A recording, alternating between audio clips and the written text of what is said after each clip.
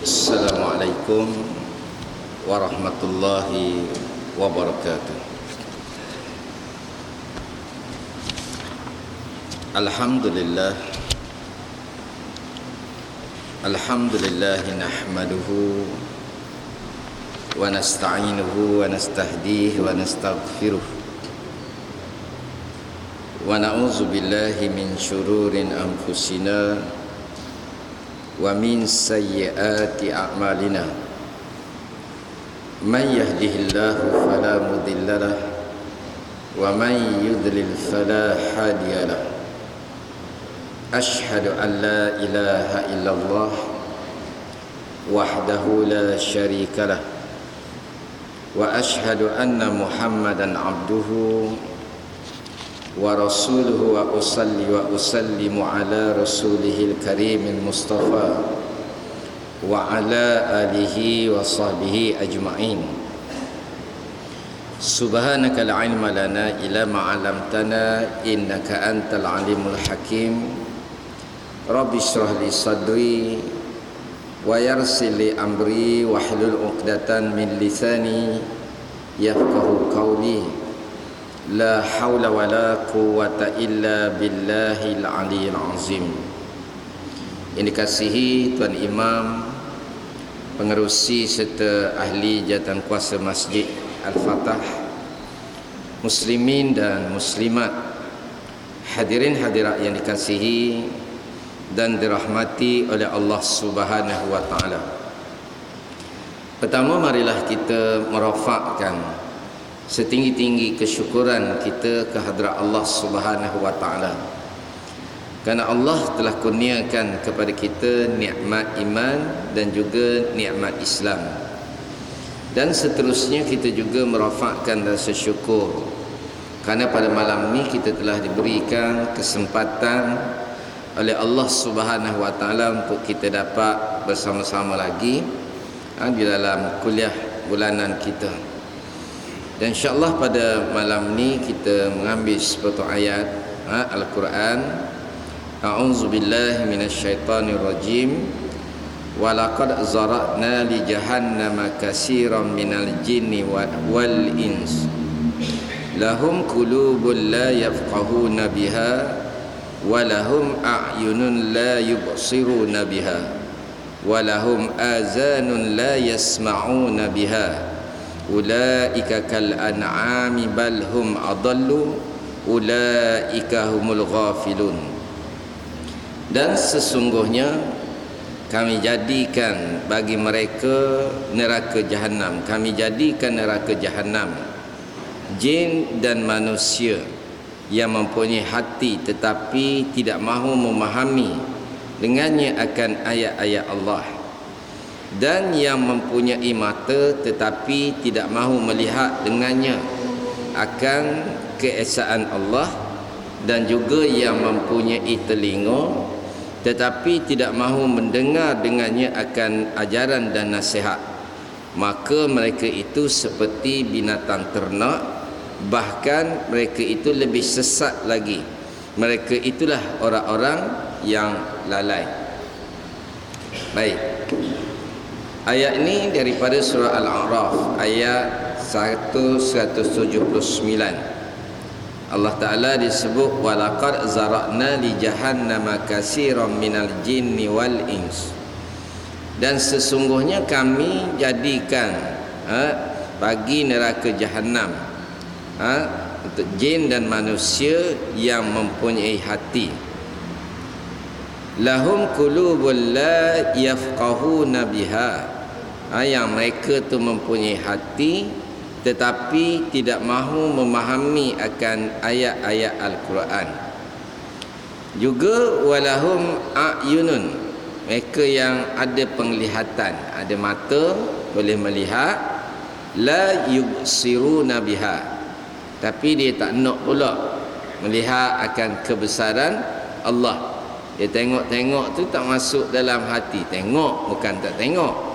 Orang hak jelek tengok belaka, langit, bumi, semua dia tengok, tapi dia tidak dapat merasai kebesaran Allah dengan penglihatan yang ada kepada dia. Kemudian begitu juga walahum azanun la yasma'una biha. Lepas tu Allah Subhanahu wa taala juga bagikan kepada dia telinga, yakni pendengaran, tetapi la yasma'una biha, dia tidak mahu mendengar akan ajaran dan juga nasihat. Sehinggalah Allah disebut orang-orang hak jenis gini, kata Allah ulaika kal an'ami bal hum adallu. Mereka ni adalah seperti binatang ternak, bahkan bal hum adallu, bahkan mereka itu lebih sesat lagi. Ulaika humul ghafilun, mereka itulah orang-orang yang lalai. Jadi Allah Subhanahu wa taala secara fitrah dia jadikan manusia ni dicintakan keadilan, dan juga manusia ni dibencikan kezaliman. Hanya dia kata jenis manusia yang melampaui batas, melampaui batasan Allah Subhanahu wa taala, yang berani melakukan kezaliman dan tidak berperi kemanusiaan. Yang ni orang hak melanggar batas yang hati mereka sebagaimana yang Allah Ta'ala sebut di dalam Al-Quran, fi qulubihim maradun fazadahumullahu marada.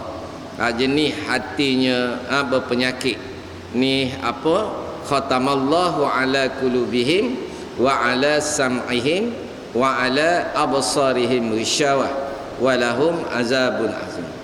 Jenis orang yang hati dia itu telah dipeteri dah, dipeteri, ketat dah. Peteri macam kita besi kena peteri, payah dah lah, payah. Kemudian telinga dia, mata dia ada hijab yang menutup, telinga dia pula sumbat. Lalu Allah Ta'ala kata bagi mereka tu azab yang sangat pedih. Ni jenis-jenis yang Allah Ta'ala sebut di dalam Al-Quran. Jadi kita kena berlindunglah dari, minta dengan Allah Subhanahu wa taala jangan sampai kita ditimpa dengan penyakit ni. Lepas tu dalam Islam, dalam Al-Quran, Nabi sallallahu alaihi wasallam dia mengajar kepada kita. Lepas tu kita disuruh menuntut ilmu, kita disuruh belajar supaya kita kenal halal dan haram. Supaya kita kenal halal haram, mana-mana hak berdosa, mana-mana yang selamat untuk kita lakukan di atas muka bumi. Jangan sampai kita ni buat satu dosa, kemudian kita tambah pula dengan dosa-dosa yang lain, sampai kata Nabi hati manusia itu dia jadi hitam. Dia hak tadilah, sampai kepada peringkat la ya'rifu ma'rufan wa la yunkiru munkaran. Dia tak pandang dah benda yang la ya'rifu ma'rufan, benda yang ma'ruf, benda yang baik tu dia tak lihat lagi dah kebaikan, dan benda yang mungkar tu dia tidak melihat lagi kepada benda tu sebagai mungkar. Dia tengok serupa je, tengok benda jahat pun dia tak ada rasa berdosa pun, tak ada rasa berdosa. Kalau dia buat pun tak ada rasa apa-apa dah. Ni kemuncak lah kepada penyakit hati manusia. Penyakit hati manusia. Jadi Allah Subhanahu wa taala diciptakan, dijadikan manusia ni tuan-tuan fitrah. Fitrah kita ni cintakan kepada keadilan. Waktu mana? Waktu kita kecil pun kita ni mudah cemburu kalau sekiranya kita tak diambil perhatian. Ayah ambil perhatian hak ni dah. Secara fitrah daripada kecil tu kita dah tak suka, benci kepada suatu perkara yang tidak adil. Gini Allah Ta'ala jadikan kepada manusia. Dan juga fitrah manusia tu dibenci kepada kezaliman. Kezaliman. Lepas tu orang curi dia marah sangat kalau barang dia kena curi. Dia curi dah. Macam kes yang berlaku pada hari semalam. Kes berlaku pada hari semalam, seorang Samsing memang kaki curi. Dia tuan-tuan, dia nak marah orang curi, masuk rumah dia pergi hambak. Lalu dia tu kaki curi dah. lalu dia kena tetok malam. Ada malam tu berita semalam lah. Nak cerita pada kalau nak ambil kira dah. Dah mu pun curi juga hak orang. Tapi bapa hak mu pergi marah bila orang curi barang hak mu curi. Sebab fitrah manusia ni dia benci kepada kezaliman. Dia benci pada kezaliman. Cuma bagi manusia yang tidak beriman ataupun bagi manusia yang tidak berpegang teguh dengan ajaran Islam, maka dia benci bila mana? Bila kezaliman tu berlaku ke atas diri dia je, tapi berlaku ke atas orang lain tak apa. Ni begitu. Ada setengah manusia tu dia jenis begitu. Jadi Allah diciptakan manusia dengan sifat istimewa yang membezakannya dengan makhluk-makhluk yang lain. Manusia diberi akal, kemudian diberi panca indera yang dapat menilai sesuatu dengan tepat berpandukan kepada akal dan petunjuk Allah Subhanahu wa taala. Namun begitu ada juga manusia yang menafikan. Sebagaimana ayat yang Allah Taala sebut tadi, ini Allah Taala dia sediakan neraka. Bagi mana? Bagi siapa? Bagi golongan manusia dan bagi golongan jin yang mereka itu memiliki hati tetapi tidak mahu memahami akan ayat-ayat Allah. Yang mereka itu dikurniakan penglihatan tapi tidak mahu melihat kebesaran Allah. Yang mereka diberikan telinga tetapi tidak mahu mendengar ajaran dan juga nasihat. Dan kemudian Allah Ta'ala kata mereka itu seperti binatang ternak. Binatang ternak yang kita pelihara, kerbau, lembu.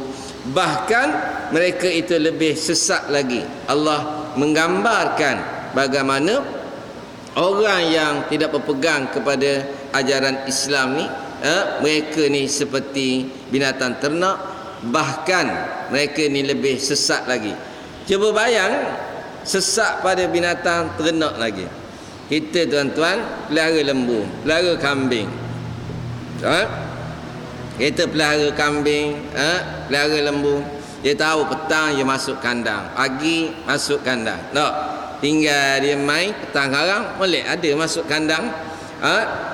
Orang tuan-tuan yang tak pegang dengan ajaran Islam, ini Allah Ta'ala kata balhum adallu, teruk pada khubal lembu tu lah. Lembu tu hampa masa dia masuk gok kandang dia. Hak ni tak masuk-masuk. Allah Ta'ala nak bagi kebaikan kepada dia. Allah Ta'ala nak bagi kesempurnaan. Allah Ta'ala nak bagi syurga, nak bagi nikmat, nak bagi kemuliaan pada manusia di dunia dan juga di hari akhirat. Lembu pun kalau kita letak api depan, dia tak nak tuan-tuan. Dia lari. Tak sampai amal dia lari. Jerit dia lari. Letak api besar, kita nyala api, suruh lembu masuk dalam api. Memang dia tak nak tuan-tuan. Memang dia tak nak. Tu lembu tuan-tuan. Tu binatang. Binatang yang kita ternak, yang patuh, yang taat dengan kita. Kerbau hak kita buat bajak ke apa semua, kita suruh dia masuk dalam api. Memang dia tak nak. Tapi manusia-manusia ni yang ada hati, tapi tak nak memahami akan ayat-ayat Allah, ada telinga, ada panca indera yang Allah Ta'ala bagi sebagai nikmat yang menjadi modal untuk dia mendapat kebaikan di hari akhirat, mereka tolak, mereka tak nak kepada Islam.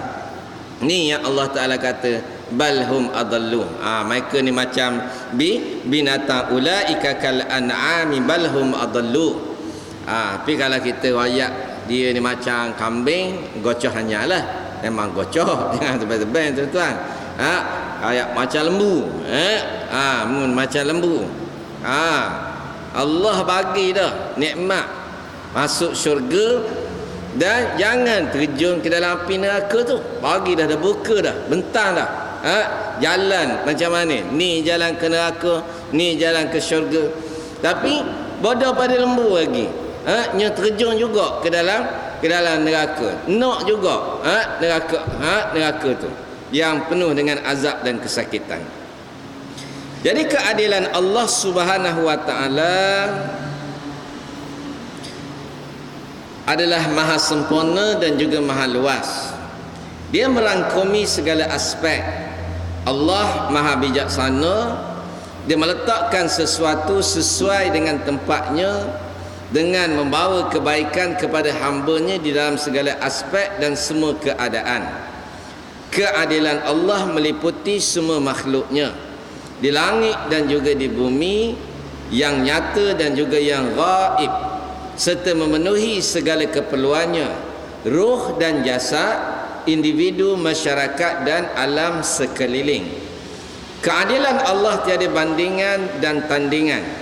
Maka agama Islam yang datang daripada Allah adalah merupakan pancaran keadilan yang mutlak dan juga kebijaksanaannya yang tiada bandingan dan amalan yang sebenar, kerana ia adalah daripada rahmat, kebijaksanaan dan keadilan Allah yang maha besar. Baik. Keadilan Allah tu dia sempurna sebab Allah tu sendiri Rabb yang memiliki sifat kamalat, sifat-sifat kesempurnaan. Kalau ada orang dia beranilah pertikai, tak berapa nak adil hukum Allah, makna dia dah pertikaikan apa dia? Pertikaikan sifat kesempurnaan, sifat keadilan Allah Subhanahu wa taala.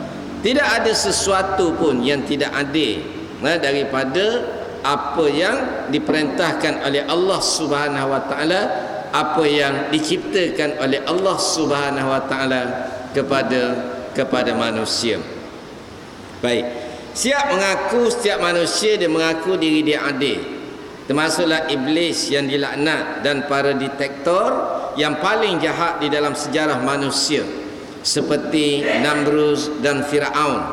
Manusia yang zalim sanggup menjual propaganda keadilan yang palsu dengan beberapa sahaja bayaran dan kepada sesiapa sahaja.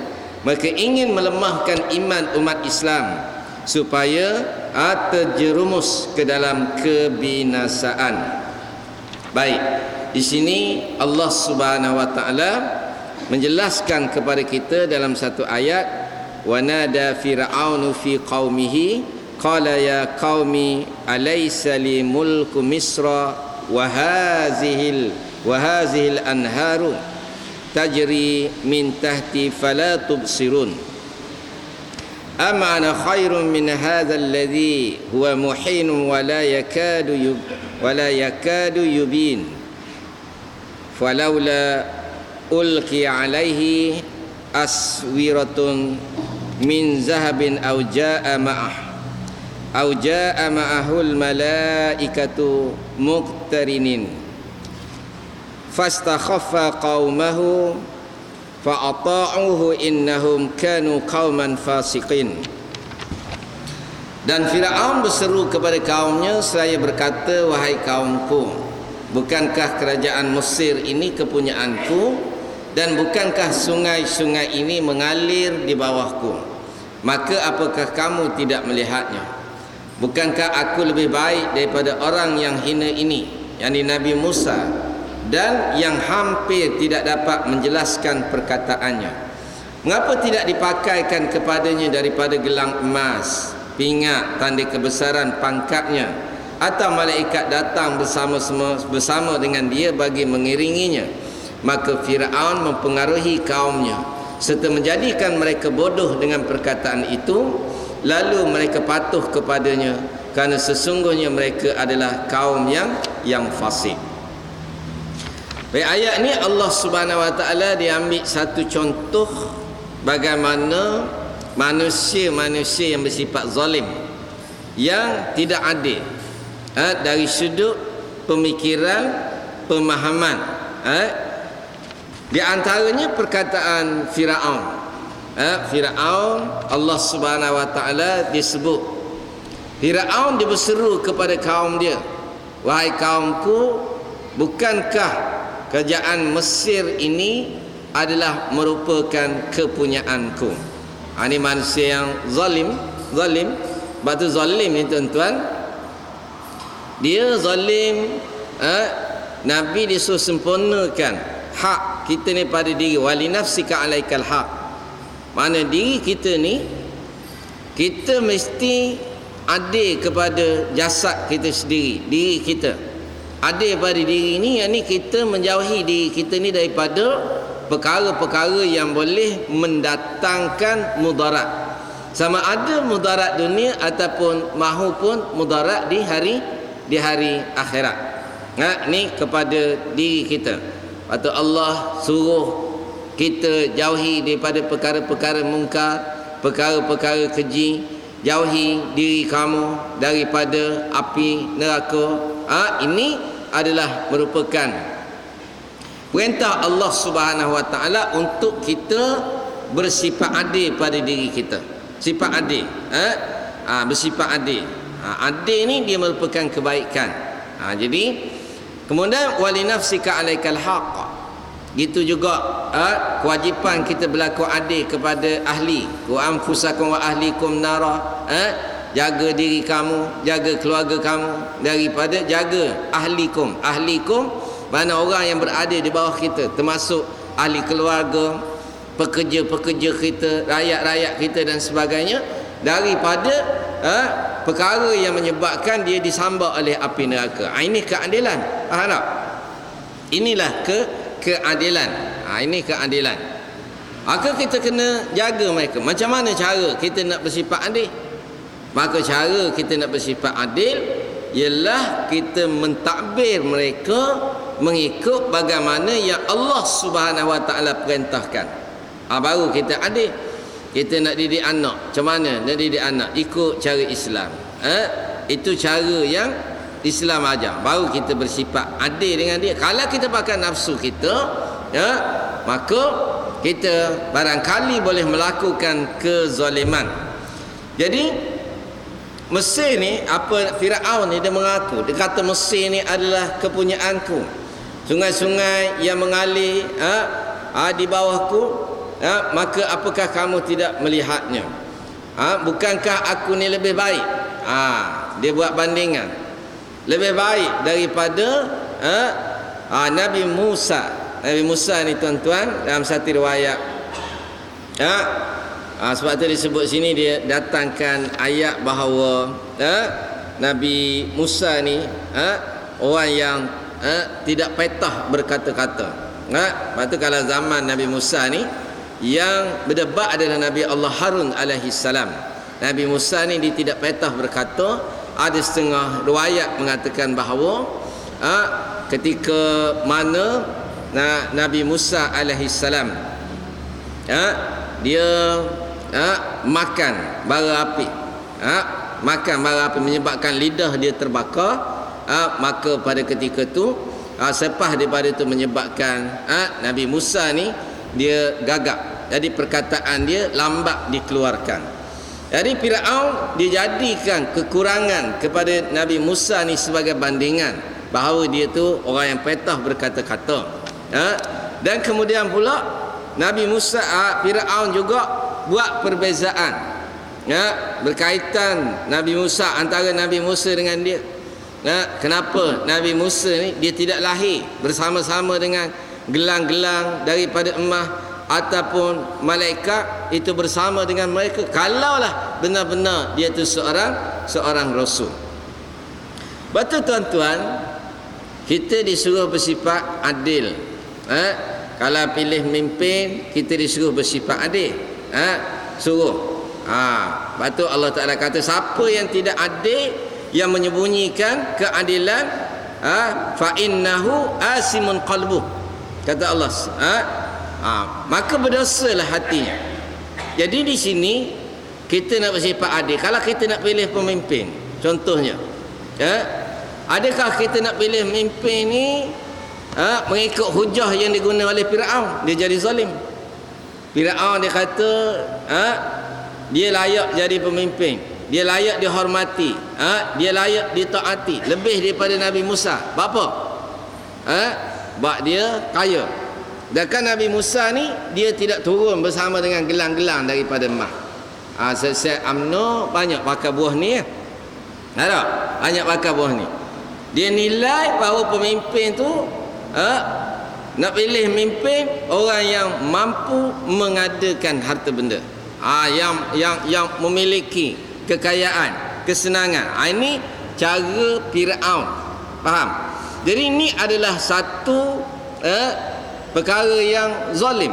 Allah Ta'ala kata zalim. Ini tak bertepatan. Ini zalim. Patut Allah Ta'ala disuruh kita pilih mimpin. Pilih mimpin di atas dasar ketakwaan. Barang siapa yang menyembunyikan, kata Allah, persaksian dia, fa innahu asimun qalbuh, maka berdosalah hati dia. Ingat ke bila bab pilih mimpin ni tuan-tuan, kita jadi zalim dah. Kalaulah sekiranya kita pilih pemimpin tu berdasarkan kepada perkara yang sedemikian, perkara sedemikian. Tapi ramailah hak jenis ginilah, hak luar ni lah, hak mari ni faham dah. Dia akan pilih mana hak paling baik, mana yang boleh pimpin pada jalan Allah. Ini hak ni tak apa dah. No, hak luar ni dak. Siapa buat balai raya? Siapa buat jalan raya? Banyak hak pesing gitu lah. Tak. Lepas tu bila pilihan raya, nak pilihan raya kecil lah, sakit hati sekali ya. Jadi kita pergi, lalu pergi jalan. Cik, dia kata, nak tanya, cik sakit pergi mana?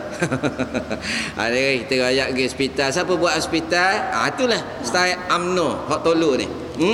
Tolu campur zalim, tuan-tuan. Ini cara tak betul. Kita nak pilih memimpin ni, mimpin hak ikut kita. Sebab tu Rasulullah sallallahu alaihi wasallam tu sendiri miskin. Tak ada harta, tuan-tuan. Kenapa? Kerana Allah Subhanahu wa taala nak menggambarkan kepada kita, ambil pemimpin tu yang mana mereka ni boleh heret kita kepada jalan Allah Subhanahu wa taala, yang boleh pimpin kita pada jalan Allah. Tuan-tuan, dulu saya peringkat awal 3-4 bulan dulu saya pergi rumah ke rumah, tuan-tuan. Pergi rumah ke rumah nak bagi bantuan. Lepas data kita dah lengkap, kita pun buat program. Sekarang ni kita namakan program kita Raudah. Ada lebih kurang 700 keluarga yang kita bagi sumbangan pada setiap bulan. Yang overhead lah, dalam belanja lebih kurang dalam 70,000. Untuk tu sajalah. Dah kalau 700-100 orang, fikir sendirilah. Dah 70,000. Jadi selepas daripada 6 bulan, lepas pada 5 bulan, kita mula mengumpulkan mereka ni setempat. Kalau di Kepadang tu kita kumpul di Kepadang, melibatkan Pok Mahat, Deraka dan sebagainya. Peramu melibatkan Tanjung Lumpur, kumpul di Surau Peramu. Kalau Tanah Putih, Tanah Putih Barat apa semua, kita kumpul di Tanah Putih. Kalau Tanah Barat Jalan Setu, kita kumpul di Medan Warisan. Dia ada 9 tempat semua sekali. Baik, apa tujuan dia? Tujuan dia untuk kita menyampaikan kuliah selama sejam. Wajib setiap yang menerima tu, dia kena dengar kuliah dulu sejam. Kalau dia tak mari, ada juga hak cuba nak kelong lah. Dia tak yang mari, dia tak mau mari dah jenis kubah tak aja kena tali, lembu tak aja kena tali. Bukannya senangnya liar ikut dah. Jadi kita buat wajib ambil di tempat penyampaian sumbangan. Di surau lah kita buatnya. Kemudian kalau dia pergi ke pejabat, kita tak bagi pitih. Dia mesti datang situ juga, kecuali kalau dia uzur. Baik tuan-tuan, apa tujuan dia? Apa tujuan? Mula-mula tu ada juga pertikai. Kalau tak pergi dengar tazkirah, tak boleh ke ustaz, dia kata.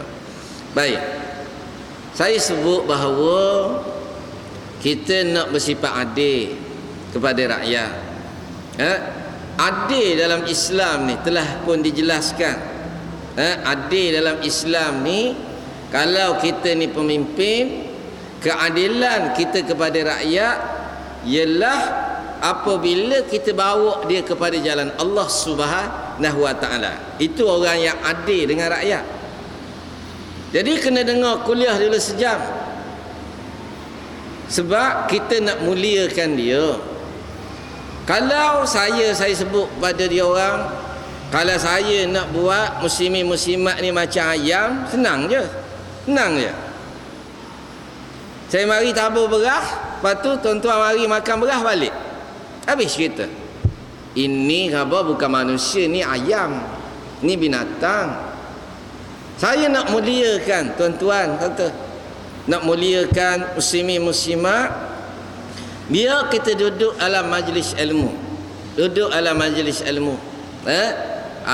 Majlis Radatul Jannah, tuan-tuan, taman-taman, kebun-kebun syurga yang Nabi sebut.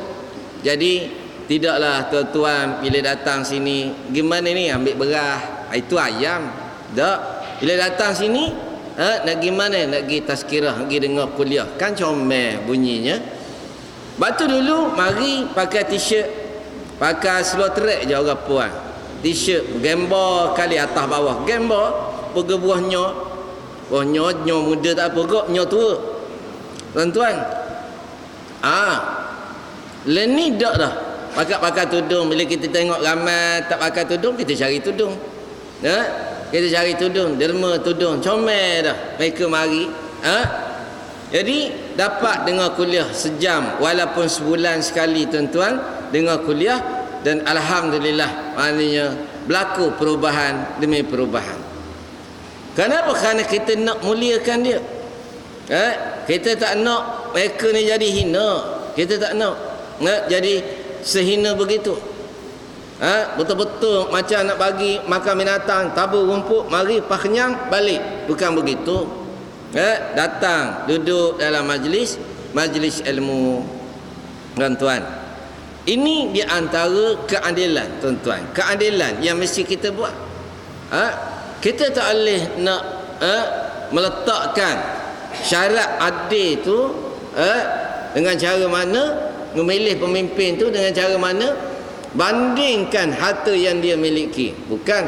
Ini masuk dalam fa'innahu asimun qalbuh. Orang yang berdosa hati dia. Bila dia pilih seorang pemimpin tu berdasarkan kepada harta, bukan berdasar kepada ketakwaan kepada Allah Subhanahu wa ta'ala. Ini yang diperjelaskan oleh Allah. Jadi melalui ayat ini dapat dipahami bahawa Firaun yang bersikap zalim juga mengaku adil dan baik kerana membantu rakyat dengan memberikan kesenangan hidup melalui pelbagai-bagai projek ekonomi seperti mengalirkan air sungai Nil, bagi kemudahan minuman, pertanian, pengangkutan dan lain-lain. Pemerintahan yang sebenarnya memperbodohkan rakyat kerana hasil kekayaan diambil secara paksa dan rakyat menjadi buruh secara paksa. Tamadun kebendaan yang dibina di atas timbunan mayat-mayat mangsa kezaliman. Segelintir rakyat bersenang lenang dan sebahagian lagi hidup menderita. Jadi kerajaan belagak menjadi seperti Tuhan dengan memaksa rakyat memujanya secara mutlak. Apa sahaja tindakannya tidak boleh dipertikai dan kesalahannya itu pantang ditegur. Sebab ini bukan cara yang Islam ajar. Memang Islam dia suruh menguruskan harta benda. Dia suruh urus takbir kekayaan negara ni dengan cara baik dan kemudian diagihkan dengan secara yang adil. Lepas tu dalam sistem ekonomi Islam, kita baca Sayyidina Umar disebut yang agihan yang paling banyak sekali bagi sesuatu produk ialah kepada golongan yang mula-mula sekali mendapatkan dia. Golongan ni contohnya kalau orang tanam padi. Kalau orang tanam padi ni, tuan-tuan, kita tengok orang tanam padi ni apa kedana, miskin. Orang bukuh beras kaya pada tanam padi lagi. Bukuh beras ya, kerja dia cari plastik ya. Orang sewa kat mana-mana saya tengok tokel yang ada mesin padi tu, dia lebih kaya daripada orang hak tanam padi. Tokel beras tak usah kira lah. Belianai orang panggil. Belana-lana pitih. Tapi orang yang tanam padi tu miskin. Apa kerana? Kerana dalam agihan sesuatu produk Kita nampak apa yang ada sekarang, orang yang memulakan, yang dapat mengeluarkan produk, dia dapat hak paling sikit sekali. Upaya getah. Nori getah mepeh. Toki tayar yang buat tayar pada getah kaya-kaya pula. Dia beza dua tu. Baik, itu adalah pengurusan. Pengurusan. Jadi tuan-tuan, kalau Firaun ni dia memerah tenaga rakyat, suruh buat itu, buat ni, buat tu, buat ni, lepas tu diberikan kepada rakyat. Beri kepada rakyat. Beri kepada rakyat daripada hasil kerajaan, tetapi tidak memadai dengan apa yang dibuat oleh rakyat. Lepas tu kita lihat pada hari ini pemimpin-pemimpin kebanyakannya dia lebih kaya daripada rakyat, sedangkan yang kerja mengeluarkan produk-produk yang menyebabkan negara ataupun negeri itu mendapat hasil adalah rakyat. Lepas pada tu pula dia paksa pula rakyat ni duk puja dia, dia paksa pula rakyat ni patuh taat kepada dia, patuh taat kepada dia. Kalau sekiranya tidak taat, tidak patuh, akan dihukum dan sebagainya. Ini bagaimana yang dilakukan oleh Firaun. Allah menceritakan kisah Nabi Ibrahim dan Raja Namrud yang memerintah negara Babil yang dipelihara sakibaki tamadunnya oleh UNESCO. Baik, dalam surah Al-Baqarah Allah Subhanahu wa taala dia menyebut, alam tara ilal ladzi haja Ibrahim fi rabbih an atahu Allahul mulk iz qala Ibrahim rabbiyal ladzi yuhyi wa yumit qala ana uhyi wa umit qala Ibrahim fa inna Allaha ya'ti bisyamsi minal masyriqi fa'ti biha minal maghrib fabuhital ladzi kafar wallahu la yahdil qaumaz zalimin. Apakah kamu tidak memerhatikan orang yang mendekatkan, mendebat Ibrahim tentang Tuhannya Allah, kerana Allah memberikan kepada orang itu kuasa pemerintahan negara ketika Ibrahim mengatakan Tuhanku ialah yang menghidup dan mematikan. Orang itu berkata, saya dapat menghidupkan dan mematikan. Ibrahim berkata, sesungguhnya Allah menerbitkan matahari daripada timur, maka terbitkanlah matahari daripada barat. Lalu terdiamlah orang kafir itu, dan Allah Subhanahu wa taala tidak memberi petunjuk kepada orang-orang yang zalim. Dalam kisah ini Namrud dia menunjukkan kuasa dengan undang-undang ciptaan sendiri. Dia mencabar kuasa Allah tu dengan dia menunjukkan kuasa yang dia ada, kuasa sebagai seorang pemimpin. Cara macam mana? Dia mencabar kuasa Allah. Kalau Allah tu boleh menghidup dan mematikan, maka dia kata aku pun ana uhyi wa umit, aku pun boleh juga menghidup dan mematikan. Dia ambil dua orang tahanan dia, lalu seorang dia bunuh, seorang dibebaskan. Mau tengok, aku pun boleh menghidup dan mematikan. Jadi dia guna kuasa yang ada kepada dia untuk melakukan kezaliman, melakukan kezaliman. Sehinggalah Nabi Ibrahim menjawab akan hujahnya, bahawa Tuhan aku menaikkan matahari, menerbitkan matahari daripada timur. Sekarang cuba menaikkan pula matahari daripada barat. Lalu Allah Ta'ala kata, mereka itu terdiam dan orang-orang kafir itu tidak diberi petunjuk oleh Allah Subhanahu wa taala kerana mereka itu zalim. Sebab itu tuan-tuan, kalau kita melakukan kezaliman, ni yang kita bimbang sekali bila berbuat zalim ni.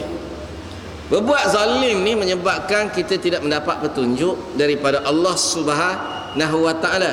Tak dapat petunjuk. Sedangkan kalau kita lihatlah apa yang Namrud hujahkan, benda ni basic sangat pun, benda yang paling asas. Tapi orang dah tak dapat petunjuk. Nak kata gua ni tuan-tuan, orang ni bila tak dapat petunjuk, benda yang paling asas, paling mudah pun dia tidak dapat memahami. Tak? memahami. Kalau macam UMNO lah senang tersebut. Tapi habis UMNO. Kalau tak sebut dia tu tak senang hati rasa. Sebut juga. Ya. Bab hukum Allah Subhanahu Wa Taala. Takkanlah benda yang paling asas dalam iman, dalam kita mengaji bab iman daripada kecil dulu. Al-imanu billah, al-imanu bir rasul wal kutubi, sampai habislah. Kerana kita mengaji. Takkanlah kita tak boleh nak letak mana dalam hati kita, dalam diri kita, bahawa tidak ada Tuhan, tidak ada hukuman yang paling adil kecuali hukuman Allah Subhanahu Wa Taala. Takkanlah kita tak boleh nak laksanakan peraturan tu. Takkan kita ada kuasa sampai sanggup pula buat hukuman-hukuman sendiri, coh kepala pula mikir nak buat hukuman sendiri, lepas tu nak suruh orang kata adil, keluar pula belanja hak lebih besar untuk nak dah tali gantung tu tuan-tuan. Tali gantung ni dia untuk 6 orang je. Ni hak baca lah polis punya, untuk 6 orang lah. Tali tu harga sekarang ni belah ribu seutah tu, nak gantung orang berbelah-belah ribu tuan-tuan. Kali tu tali belati tu beribu-ribu. Dulu tahun 60-an harga dia 6,000. Sekarang ni dah berbelah-belah ribu. Hanya untuk 6 orang je. Lepas tu tak boleh pakai dah, kena pakai lain pula. Buat pula penjara, bagi menteri darah, makan minum, hak penjara 20 tahun, hak penjara 15 tahun. Berapa banyak PT setiap daripada negeri ada penjara. Dan ada pula penjara-penjara yang di peringkat daerah tuan-tuan. Sanggup keluar berbilion-bilion, berjuta-juta tuan-tuan. Tahun lepas dia kata habis 36 juta untuk kos penagihan dadah, pemulihan dan sebagainya. Sanggup habis. Sedangkan bila dilaksanakan hukum Allah Subhanahu Wa Taala ni, hukum yang paling adil, benda yang paling asah sekali. Tapi sebab bila dah zalim, Allah Taala tak bagi petunjuk, menyebabkan dia tak boleh nak buat benda tu. Menyebabkan dia tak boleh nak buat, walaupun benda tu senang tuan-tuan. Tak payahlah besar sangat. Bila orang ni dah zalim, zalim pada diri, zalim pada keluarga, zalim pada orang lain, menzalimi harta orang dan sebagainya, menyebabkan dia tak dapat petunjuk. Kadang-kadang mudah je. Ada saya pergi kuliah di Kampung Bangau, Temerloh. Rumah dia 10 langkah je dengan masjid. Saya kuliah. Orang kata gitulah ustaz, duduk luar tu sokmo, duduk luar tu sokmo, duduk luar. Ada 10 langkah. Tapi kalau dah tak dapat petunjuk tuan-tuan, tak pernah pergi lagi masjid, bayangkanlah. Itu kalau tak dapat petunjuk. Dah tak dapat petunjuk, bagilah hujah macam-macam mana sekalipun. Bagilah fi qulubihim maradun fazadahumullahu marada. Orang hak hati dia penyakit. Innal ladzina kafaru sawa'un 'alaihim a anzartahum am lam tunzirhum la yu'minun. Bagilah kamu sampaikan ataupun kamu tak sampaikan, la yu'minun. Tapi bagi orang yang Allah Taala nak bagi petunjuk, kita lihat Allah Taala nak bagi petunjuk, walau benda tu susah sekalipun, maka dia akan dapat faham, dia akan dapat reti, dan dia akan dapat merasai kehebatan, kesempurnaan Allah Subhanahu Wa Taala. Dia dapat tak dapat tunjuk, payah dah lah. Benda mudah je. Takkan duit dengan syurga besar duit lagi. Mudah je benda tu. Tapi dia tak dapat petunjuk. Mana kalau kita kira lembu tu, kalau otak dia Tuhan bagi fikir manusia, dia boleh fikir dah. Gitu nak. Takkan tak boleh fikir lagi. Dah benda mudah je. Tapi dah tak dapat petunjuk. Nak kata apa? Lagi surah tak pergi. Itu tak pergi. Kalau kita kira semayang dengan kerja, penat kerja lagi. Nak banding dengan semayang. Kerja macam nak mapuh, dia bawa lori pikul sini, macam nak mapuh buat kerja. Akak no orang pikul sini. 4-5 tahun dulu saya tanya, betul lah sembang kat Terus Maju tu, remeh siapa trailer, dia 2 orang je, tukar pikul, satu trailer tu dia 2 orang, sebeg tu 5 sen. Dalam tu ada dalam 800 beg, seorang dia je kepung 2 orang, ikut sini boleh ada. Mayang memang confirm tak? Confirm tak? Padahal takbir bukannya berat, tangan kosong, mudah. Dah tak lagi dah, tak dapat petunjuk. Nak kata apa? Walaupun kerja tu lagi teruk lagi. Tak? Daripada semayang. Tapi tak dapat petunjuk. Nak kata apa pun. Dah tak dapat petunjuk, mudah je. Ambil hak orang. 10 riyal. Boleh buat benda 10 riyal tu. Tapi dah tak dapat petunjuk, gitulah keadaan dia, tak boleh nak buat apa. Jadi gitulah tuan-tuan. Itu zalim. Kita duduk dalam bab zalim. Jadi insya-Allah kita sambung semula. Cuma hari ni saya lancar satu sumbangan derma untuk seorang pelajar yang akan melanjut pelajaran ke luar negara. Jadi dia awal susah, tuan-tuan. Benarnya dia bulan 6, bulan 9. Bulan 9 ni musim pelajar luar negara, pergi ke Jordan, Yaman, Mesirnya apa semua. Lepas tu bulan 6 ni dia musim UiTM. Ini musim UKM. Ini sekarang ni dengan pelajar luar negara. Dah berpuluh-puluh dah kita bagi sumbangan, melibatkan lah nak royak pun gitulah. Memang penat sikit.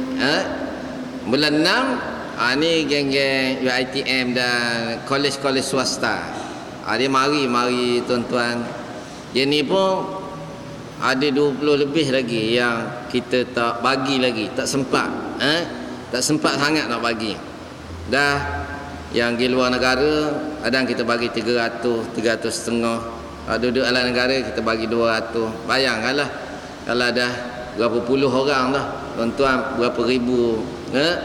Memang kalau kuali tu kita tak korek dah tengah tu, kita korek belah belakang dah. Anak habis.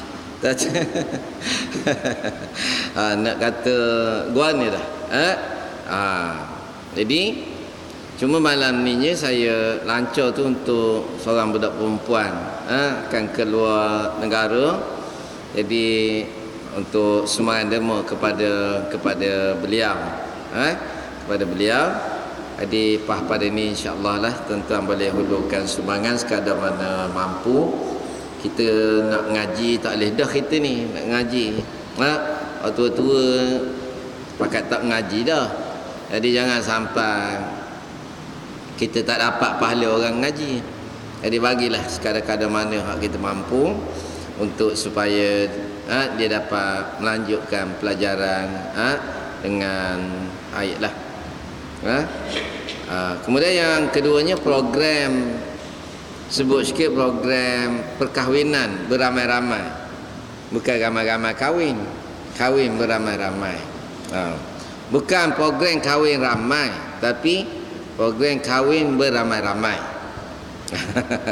Kalau program kahwin ramai kan pakat nak pergi pula.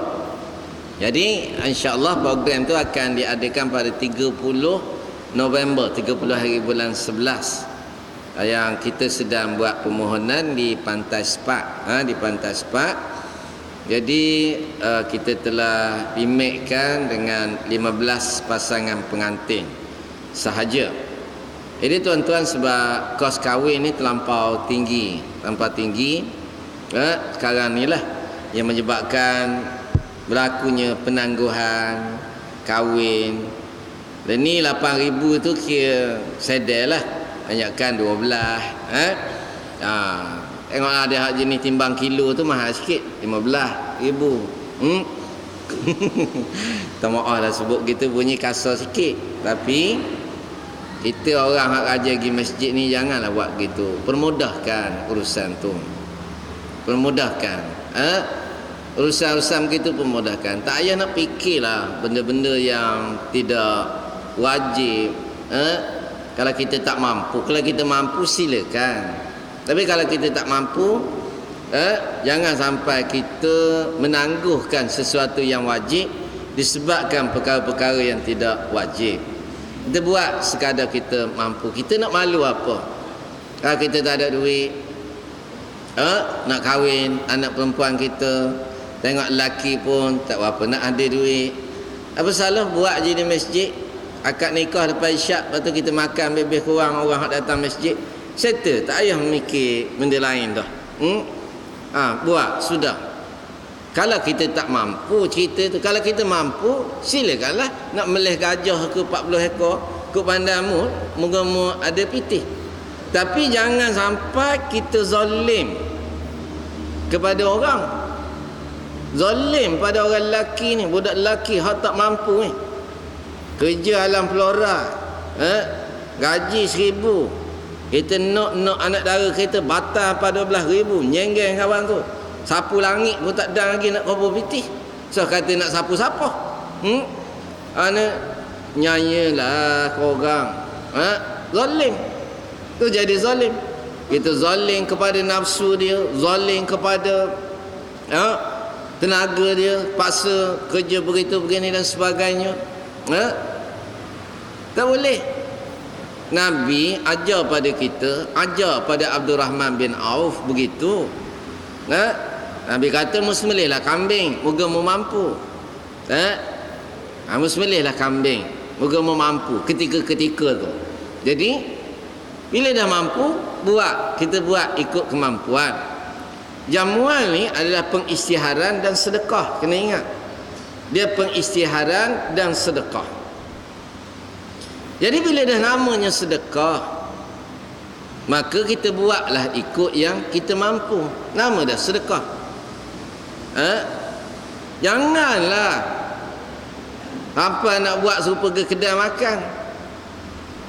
Tahu kedai makan, bagi orang makan tu sebab nak bayar pitih, ngelak balik semula. Orang nak sedekah pada pengantin, terpulanglah pada dia. Memanglah Islam pun suruh, bila ada orang kahwin, Nabi suruh kita bagi hadiah kepada dia, bagi hadiah pada orang nak kahwin. Memang itu adalah perkara yang disunatkan. Sunat kita bagi hadiah pada orang nak kahwin ni, bak bantu dia bina rumah tangga. Ada orang lain ni, haklah nak beli hadiah, kalau beli kecil sangat kan, alah kecil saya beri pitih 4-5 riyal. Nak beli, kalau kita ada pitih 5 riyal, kalau kita nak beli hadiah kok, bukannya dapat cawan putih belum tentu dapat, maka kita bagilah 5 riyal, tak apa, tak ada masalah. Tak ada masalah hak tu.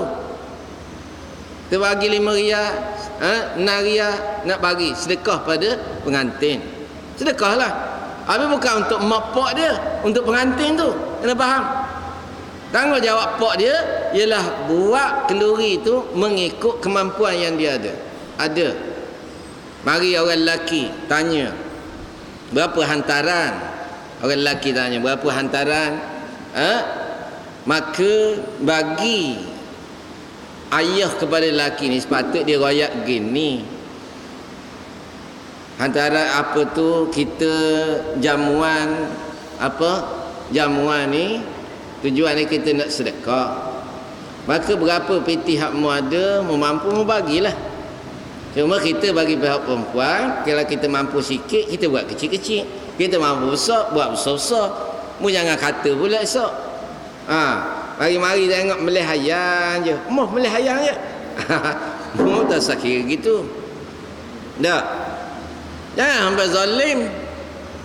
Tu kadang orang besar-besar, raja ke, menteri ke, kadang-kala buat kenduri kahwin, ambil duit rakyat. Zalim lah tu. Tu zalim. Atau duit dia sendirilah, duri dia, kan? Duit dia sendiri, berapa nak ambil duit rakyat? Gitu juga kita nak buat kenduri, pengisytiharan, perkahwinan anak kita, anak kita. Maka jangan sampai kita zalim pula pada orang lelaki tu. 12,000, 15,000. Oh, anak kita ngaji you. Oh, 15,000. Hak tak lulus SPM 8,000. Ngaji Quran pun tak pandai pun 20,000. Tu silap. Minta maaf lah tegur benda gini. Lama-lama tak tahan juga kita pun. Dan nak tahan kau mana? Hak lelaki mari sama jabat. Minta 1,000, minta 1,500, minta tolong ustaz. 1,000 lagi tak cukup. Kena apa? 8,000. Apa? Dah lah. Masjid Al-Fatah ni ada. Panggil masak 2 periuk. Panggil ustaz-ustaz ceramah. Panggil dara mara. Malam ni akad nikah. Lepas garik. Lepas tu ada kuliah sikit. Lepas tu kita makan-makan. Dah, beres. Ada benda susah-susah. Makan dari sejik. Lepas tu balik. Dah, beres. Ngatin pun senang. Mu pun tak payah nanggung hutang banyak. Dia susah sangat. Nak suruh sangat. Hak jatan pun buat keduri. Hak tina pun buat keduri. Tak nyusah orang tak apa. Nyusah orang tu hak gerang. Apa budak-budak lelaki dia ni bengong nampak seko-seko. Tak bengong apa? Tak ada pitih. Jadi atas sebab inisiatif tu kita buat. Kita ambil bayaran kenduri sebanyak 1,500 sahaja. 1,500 bayaran kenduri dan pengurusan akad nikah. Lepas tu kita akan ada belakalah makan beradab apa semua tu ada belakalah kita buat untuk itu dia. Bayaran 1,500. Hari kita tak hebohkan sangat sebab ramai sangat nak. Rasanya ada kosong sedua lagi. Jadi ada jemaah kita ambil hak pasangan yang kahwin kali pertama sahaja. Kahwin bini kedua kita tak ambil. Kita tak nak jadi macam cerita Madu 3 yang berambat pula dekat majlis hak kita buat. Kira nampak murah tak asli bahan lagi ambil gambar pula situ. Jadi kalau ada anak-anak jemaah ni datanglah ke pejabat tu untuk itu majlis perkahwinan beramai-ramai memaklumanlah. Jadi tempat akad nikah kita tak pilih lagi kerana kita mengambil nasihat daripada pejabat qadi. Cuma tempat kenduri itu kemungkinan besar di mana? Di pantai Sepak, tempat yang luas. Dan kemudian bagi muslimat awak berasa pitih banyak nak dekah lembu ke apa semua, wayak awal-awal. Anda tahu lembu-lembu lebih rasa nak beri besar pahala dekah orang nak kahwin ni memang besar pahala. Jadi ada kita buat tu hanya 1,500 sahaja. Tuan-tuan, lembu tu tuan tengok. Berapa? Sebahagian 500 sebahagian. Lembu tak ada harga 3,000 bawah kecuali lembu hak kena HIV. Tu lembu hak kena lelah nyakit lelah. Tu tinggal tulang saja-saja. Tu murah. Lembu hak biasa, hak sedang-sedang molek cukup umur, semua harga 3,000 ke atas. Tahun ni tahun yang paling teruk kenaikan harga lembu secara mengejut. Memang saya buat untuk Don Tanya Lumpur buat 400,500. 400,500. Tuan-tuan nak masuk boleh Al-Fatah 500. Masuk laka ikut pandai. Ada duit masuk laka. Lagi ada. Korban kan. Jadi 400,500 pergi cek harga lembu paling kurang pun 3,100. 3,000 lah hak paling kurang. Tu pun hak darah. Tu nak kata kau ni. Jadi bila kita ambil 1,500 tu, keuntungan dah bagi dia. Untuk pasangan pengantin, dia pun tak payah fikir bab keduri, dia tak payah fikir bab tu semua kita yang uruskan untuk dia. Cuma sebut perkahwinan untuk isteri kedua kita tak terima. Perkahwinan kali kedua kita terima. Kalau dia tu duda, janda apa semua, hak tu kita terima. Maknanya perkahwinan yang bersifat poligami kita tak ambil lah. Ambil. Kita takut kok. Malu lah. Salah ustaz ni dia buat benda ni. Dah tu lelaki dia nikah seorang lagi. Dah murah. 1,500 ni tuan-tuan. Jadi anehnya bagi tuan-tuan yang rasa nak bersedekah dengan program tu, sedekah lembu ke, sedekah beras ke, beras jangan sedekah lagi. Dah dekat-dekat esok lah. Sedekah buruknya beras.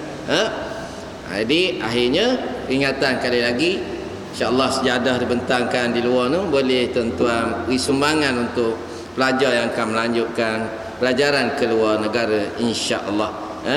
Jadi rasa cukup sekadar tu dulu pada malam ni. Wallahu alam. Assalamualaikum warahmatullahi wabarakatuh. Takbir.